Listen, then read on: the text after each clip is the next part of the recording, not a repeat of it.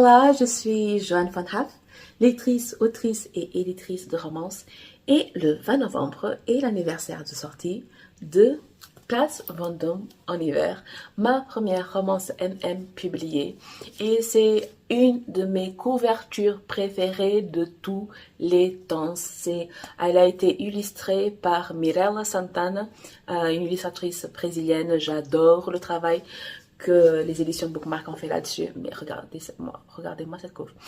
Et c'est l'histoire de Victor et Zachary. Victor est un architecte restaurateur. Il est trentenaire et son travail commence à se faire remarquer. Et pour cette raison, il est invité pour la première fois au gala de Noël des Égailles. Et les Égailles sont une famille richissime de mécènes, bien sûr, mais ils sont à la tête du leader mondial du luxe, du genre leur empire est coté en bourse. Ils ont la maison ancestrale est un château dans le Marais Poitevin et c'est vraiment une famille, c'est vraiment un cercle plutôt fermé. Donc Victor, qui vient d'une classe moyenne lambda, il est très impressionné quand il arrive. Et le gala se déroule place Vendôme. Et il travaille dans les belles maisons, dans les hôtels particuliers, etc. Mais le fait que lui, il travaille, il ressort ces bâtiments-là, c'est une toute autre chose de voir qu'il y a des gens qui vivent dans ce genre de bâtiments-là. Et lors du gala, alors que c'est pour quelqu'un qui est extrêmement réservé, extrêmement introverti, il ne se sent pas du tout à la place. C'est vraiment comme un poisson hors de l'eau. Et il va faire la rencontre de Zachary. Et Zachary est l'héritier.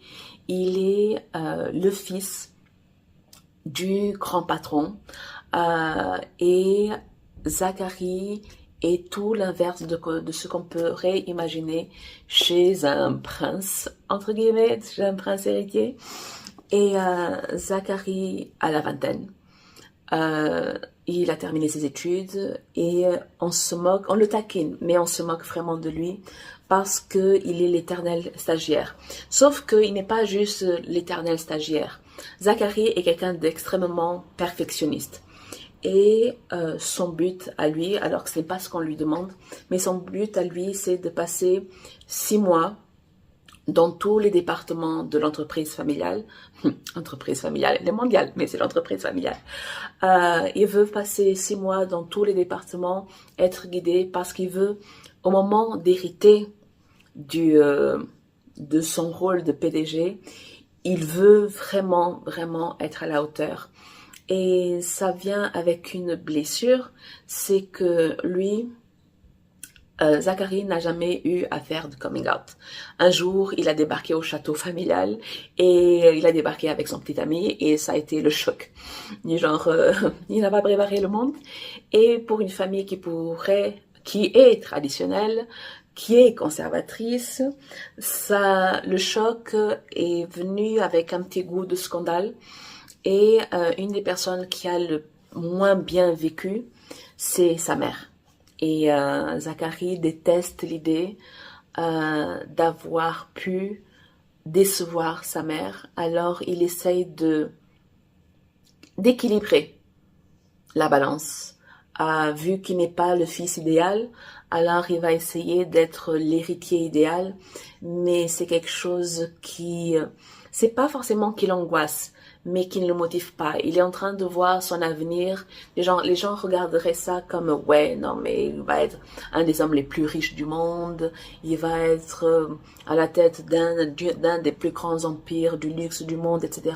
De quoi il se plaint. Mais pour lui, c'est un avenir extrêmement gris. Ça ne le motive pas des masses. Et la seule raison pour laquelle il s'acharne autant, c'est vraiment parce que il est perfectionniste et il veut que au moins un de ses parents soit fier. Il a déçu sa mère, donc il aimerait au moins que son père soit fier de lui.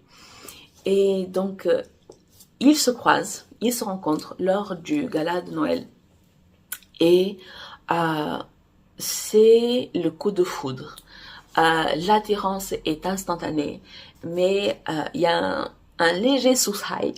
C'est parce que Zachary ne s'est jamais caché.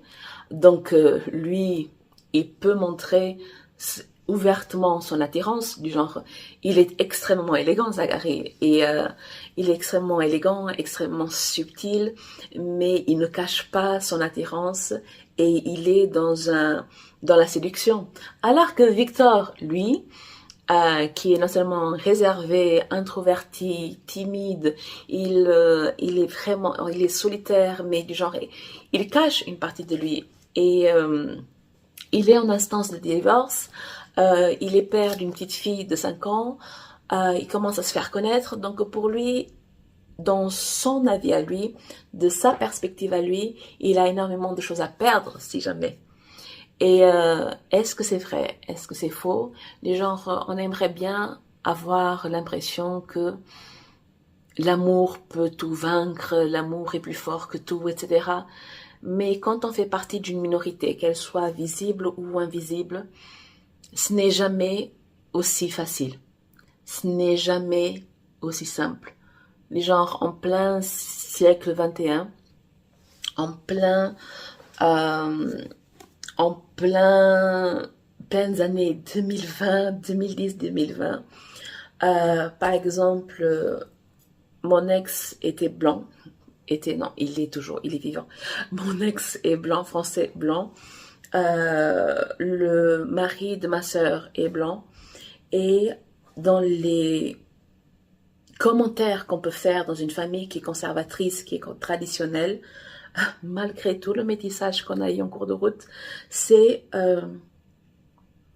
pourquoi tu sors avec un blanc, ou est-ce que le blanc ne va pas préférer sortir avec une blanche, ou est-ce que la famille te reçoit bien, ou et comment seront vos enfants, c'est quoi le type d'éducation que vos enfants auront, etc. C'est toujours, on se fiche totalement du côté, est-ce que vous êtes heureux? Est-ce que vous vous entendez bien? Est-ce que vous êtes en sécurité? Est-ce que vous êtes satisfait de votre vie? Est-ce que vous êtes épanoui? Etc. Il y a tout ce côté émotionnel, toute cette paix, cette sérénité émotionnelle qui passe à la trappe, parce que ce qu'on voit dans un couple qui puisse être mixte ou tout autre type de couple qui n'est pas homogène, c'est que il y a beaucoup trop de différences pour que ça fonctionne. Ça fait partie du lot des minorités, qu'elles soient visibles ou invisibles. Et c'est tendu, c'est terrible, c'est lourd, c'est pesant, c'est angoissant, c'est anxiogène, ce que vous voulez. Donc, est-ce que Victor a raison ou pas d'avoir les peurs qu'il a? Peut-être, peut-être pas. J'aime écrire de la romance, mais ce n'est pas parce que j'écris de la romance que c'est un monde de bisounours. Ce n'est pas parce que j'écris de la romance que tout ce qui est intolérance, tout ce qui est discrimination passe à la trappe. Il y a une chose qui est certaine. Je n'aime pas et je ne veux pas que le seul conflit de mon personnage puisse être le fait qu'il soit discriminé. Mais je ne peux pas passer à côté de tout ce qui est intériorisé. Il y a des jours le français, oui. Tout ce qui peut être intériorisé. Et je parlais par exemple dans mon histoire, dans ma romance Les Noces de Jade. Dans Les Noces de Jade, il y a mon héroïne qui est d'origine gitane, qui vit rive sud du Tage à Lisbonne. Et quand elle se présente au monde, au Portugal, dans ce contexte portugais, la première chose qu'elle sera, qu'elle ressent, c'est qu'elle est gitane de la rive sud du Tage, une rive sud du Tage qui est malfamée. Alors que en face de Jade, il y a Jules, qui est parisien, qui n'a aucune idée de ce qui se passe de réputation entre rive sud, rive nord. Il n'en a aucune idée. Donc pour lui, qui il voit en face de lui, c'est une jeune femme portugaise qui parle très bien le français et qui est une prétendante au mariage parce que c'est un mariage arrangé via agence matrimoniale. C'est la seule chose qu'il voit. Mais quand on vient d'une minorité, et quand on a pu être discriminé pour une raison X ou Y le long de sa vie ou de façon ponctuelle, peu importe, c'est qu'on arrive nous avec nos propres billets, on arrive nous avec nos propres... on vient déjà dans la défensive. On n'attend pas à ce que l'autre personne nous fasse connaissance de qui on est parce que pour nous, on a cette étiquette collée au front et on n'avance pas forcément. Et ça me fait penser, par exemple, j'étais avec mes cousins à Amsterdam. Mes cousins sont néerlandais. Et on était en train de se promener. Et on s'était dit, bon, on va s'arrêter dans ce restaurant, etc. Et ma cousine avait fait, on va pas nous accepter parce que on est métis ou on n'est pas blanc, etc. Et pour moi, c'était, why? Et genre, mais ils ont un vécu qui est le leur aux Pays-Bas et moi j'ai un autre vécu. Donc que je m'en souvienne, je n'ai jamais été barrée à l'entrée d'un restaurant à cause de la couleur de ma peau. Jamais. Alors ce n'est pas ça mon expérience, ce n'est pas ça mon vécu. Alors que pour mes cousins, ça peut être beaucoup plus récurrent parce que moins de métissage, surtout dans la ville où ils sont nés, dans la ville où ils ont toujours vécu. Donc, les expériences diffèrent d'une famille à l'autre, alors qu'on peut avoir les mêmes origines, alors qu'on peut avoir la même couleur de peau, alors qu'on peut avoir peu importe. Mais on a tous un vécu différent, une expérience différente. Et selon notre vécu, selon nos expériences, on va débarquer avec des a priori et on va débarquer déjà prêt au combat. On va déjà débarquer dans la défensive. Donc Jade, Martha, est arrivée dans les noces de Jade déjà sur la défensive parce qu'elle est d'origine gitane et elle vient de la rive sud. Pour les Portugais, ça veut dire quelque chose, mais pour Jules, qui est français et parisien, ça ne veut rien dire. Et dans Place Vendôme en hiver, pour Victor, il vient avec ses propres billets. Il veut jouer un rôle dans la société, mais un rôle que son cœur ne veut peut-être pas jouer. Alors, et en face de lui, il y a Zachary, qui est plus jeune, mais qui sait qui il est, nonobstant sa volonté de se sacrifier professionnellement pour ne pas décevoir son père, mais dans sa vie privée, dans sa vie personnelle, il sait exactement qui il est, et il fait exactement ce qu'il veut, et il n'y a rien et personne qui puisse faire en sorte que il ne va pas vivre la vie comme il l'entend. Genre, il se sacrifie déjà bien assez côté travail. Donc, pour la vie, il est 100% lui et il défend cette liberté bec et ongle. Et pour lui, du genre, il est hors de question de se cacher dans un placard alors qu'il ne s'est jamais caché dans un placard.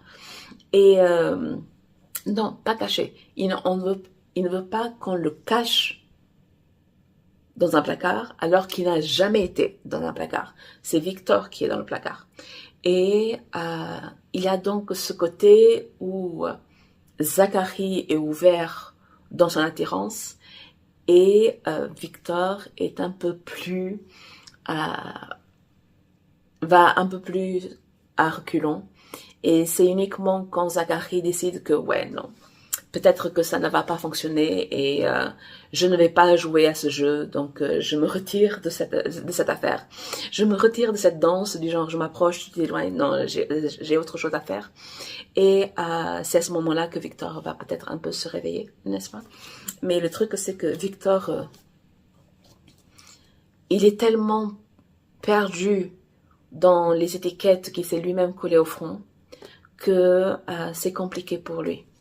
Mais Place-moi dans mon univers est donc ma première romance publiée, romance MM publiée, mais ce n'est pas ma première romance MM écrite parce que pour le NaNoWriMo de 2014, qui est la même année à laquelle j'ai écrit Les Noces de Jade. J'ai écrit Croque en bouche. J'ai écrit Croque en bouche pour le Nano. Et Croque en bouche était l'histoire de Victor et Zacharie après 10 ans ensemble. Ça fait 10 ans qu'ils sont ensemble. Je pense 2014. Est-ce qu'il y avait déjà le mariage pour tous? Je m'en souviens pas. Mais je m'en souviens pas du tout. Mais ça faisait 10 ans qu'ils étaient ensemble et ils étaient au bord de la rupture. Et alors qu'ils étaient sur le point de se séparer. En fait, c'est pas qu'ils étaient sur le point de se séparer. Ils n'ont pas prononcé les mots "on va se séparer".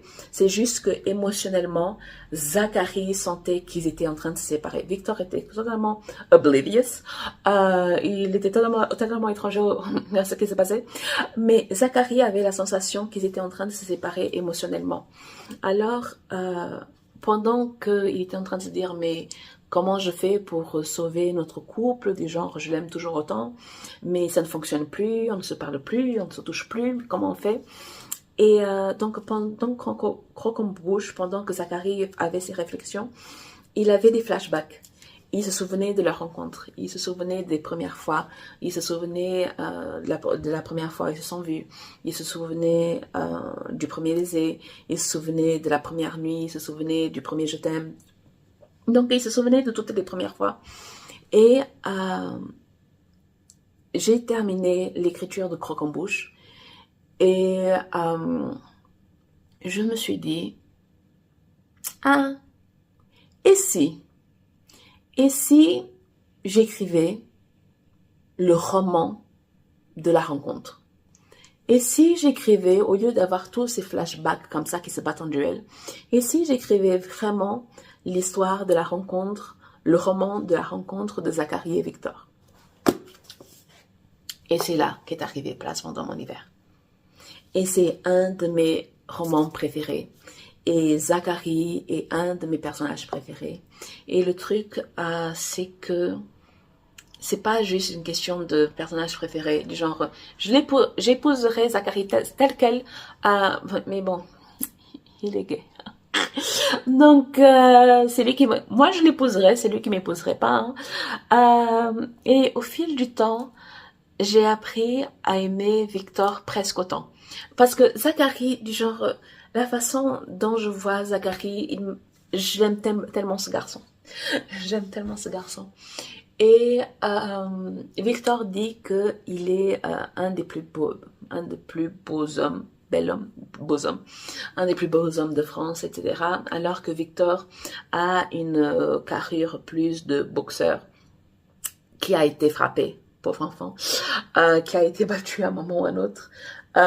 Victor a par exemple le nez tordu, on dirait qu'il a été frappé. Lui qui n'a jamais fait de boxe de sa vie. Ils ont relativement la même taille, mais alors que Zacharie est tout dans l'élégance, n'est-ce pas? En même temps, c'est un prince héritier, un prince entre guillemets héritier. Donc Victor, lui, a une carrure plus robuste.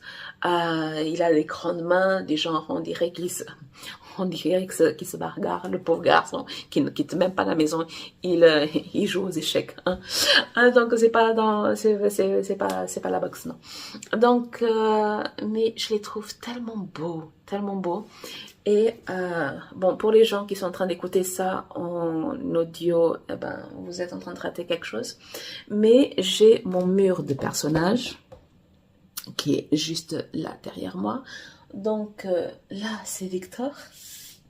Et Victor, c'est... quand je pense physiquement à Victor, je pense à Javier Bardem. Et j'ai Zacharie qui est tout en haut, en smoking. Là. En smoking. Et je pense à Matt Bomer quand je pense à Zacharie. Les yeux bleus, voilà. Donc, il y a 10 ans, je pensais que Matt Bomer était un des hommes les plus beaux au monde, les plus élégants. Et je pense que je m'en suis inspirée après avoir regardé le film Je crois que c'était A Beautiful Life. Il faut que je vérifie. Je fais cet épisode sans coupure ni montage. Donc, je suis en train de faire la recherche du film que j'ai regardé avec Matt Bomer. En tout cas, pour les personnes qui sont en train d'écouter plutôt que regarder. Et ça s'appelle comment? The Normal Heart. C'est un film qui parle de la montée. Je suis en train de lire le truc sur Allociné. C'était une pièce. Et The Normal Heart décrit la montée en puissance du virus du sida dans les années 80. Et ça se passe dans la communauté LGBT. Et Matt Bomer joue avec Mark Ruffalo. Je ne sais pas comment tu prononces cette affaire-là. Donc, ce film-là, je crois qu'il m'avait marqué par la beauté du film, par la tristesse du film. Et Matt Bomer m'a marqué à ce moment-là. Et je pense que il est resté. Il est resté. C'est un film de 2014. Est-ce que je l'ai vu en 2014 ou en 2015? J'ai dû le voir en 2014, au fait. J'ai dû le voir en 2014 pour que ça me marque autant et pour que Matt Bomer reste gravé dans ma mémoire pour écrire Croque en bouche. Probablement. Mais voilà. Place dans mon univers. C'est un de mes propres romans préférés, c'est une de mes couves préférées, c'est dans mes personnages préférés, dans mes couples préférés. Zachary est dans mon top 3 de mes héros préférés. Il est numéro 2. Et une des seules raisons pour laquelle il n'est pas le numéro 1, c'est parce que il est gay et je vais épouser un homme qui n'est pas au moins bi. Victor aurait pu faire l'affaire, mais Zachary. Je suis team Zachary. J'aime beaucoup Victor, hein, mais je suis team Zachary. Il faut... voilà, je suis team Zachary. Donc, Place dans mon univers est disponible en papier, numérique et même en abonnement. Et c'est une romance qui commence pendant un gala de Noël. Ça commence le 20 au 21 décembre. Et ça se déroule pendant tout un hiver. Et c'est une question de coup de foudre, d'opposés. Et opposés non seulement en classe sociale, mais aussi en personnalité. Opposés en style de vie. Et il y a une petite fille, Sarah, la fille de Victor, qui est adorable, qui adore le rose, qui adore les licornes, qui adore les princesses. Et à un moment, Zachary va leur faire visiter un château. Et il est en train de devenir le père, l'homme, la personne préférée au monde pour Sarah. Donc, quand vous lisez Place dans mon univers, vous découvrirez donc Victor, Zachary et surtout la petite Sarah. J'adore Sarah. J'ai envie d'écrire une histoire avec Sarah. Ça fait des années que j'ai envie d'écrire une histoire avec Sarah. Mais bref. Donc, Place dans mon univers aux éditions Bookmark en papier, numérique, abonnement et ciao.